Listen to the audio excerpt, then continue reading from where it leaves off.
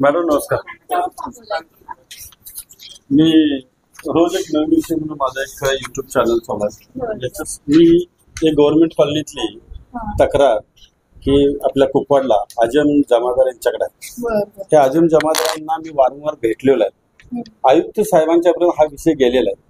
आयुक्त साहेबांनी सप्टेंबर 2024 मध्ये सदर व्यक्तीनं अतिक्रमण केलेलं आहे, तर त्याचा प्रमाणपत्र रद्द करायचा आदेश हा सप्टेंबर 2024 मध्ये दिला गेलेला आहे. पण आजम जमादारनी त्याची प्रोसिजर केली नाही. मी त्याच्या पाठीमागे लागल्यानंतर तो आज उद्या करत मला परत एक महिना झाला ढकललेला आहे. आता आज सुनावणी आहे आणि आज या ठिकाणी या असं आम्हाला सांगितलंय.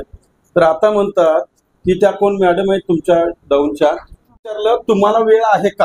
मग तो म्हणला मला वेळ नाहीये, मला पुढची वेळ द्या. मग त्यांच्या पद्धतीनं पुढची वेळ घेतली. म्हणजे आरोपीला विचारायचं आणि फिर्यादीनं बोंबलत सारखं हेलपाट घालायचं. हे कोणत्या कायद्यात बसतं? आणि आयुक्तासारख्या माणसाची जर किंमत ठेवत नसतील तर नागरिकांची किंमत कशी ठेवणार?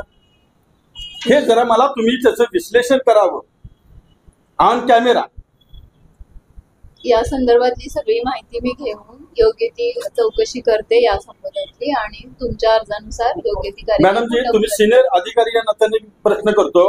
आयुक्त साहेबांनी दिलेला आदेश सप्टेंबर 2024 चा आजम जमादार यांनी तो फॉलो करणं गरजेचं होतं किंवा नाही? होतच ना. अर्जंटली अशा केसेस त्यांनी विचारात घेऊन अर्जंटली असू दे कसंही असू दे हो. त्याच्यानंतर मिरजेचं अतिक्रमण पाडलं पण धडाधड धाव JCB पोकलँड लावून.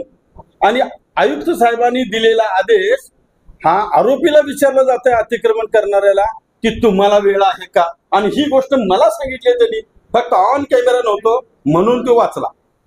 मग आता माझ्याकडे मेसेज पण आहे, त्यांना मी वेळच्या वेळी मेसेज केलेले. बरोबर आहे. मी त्याला नोटीस काढते की याबाबत का दिरंगाई झाली आणि ऍक्शन घ्यायला सांगते. धन्यवाद.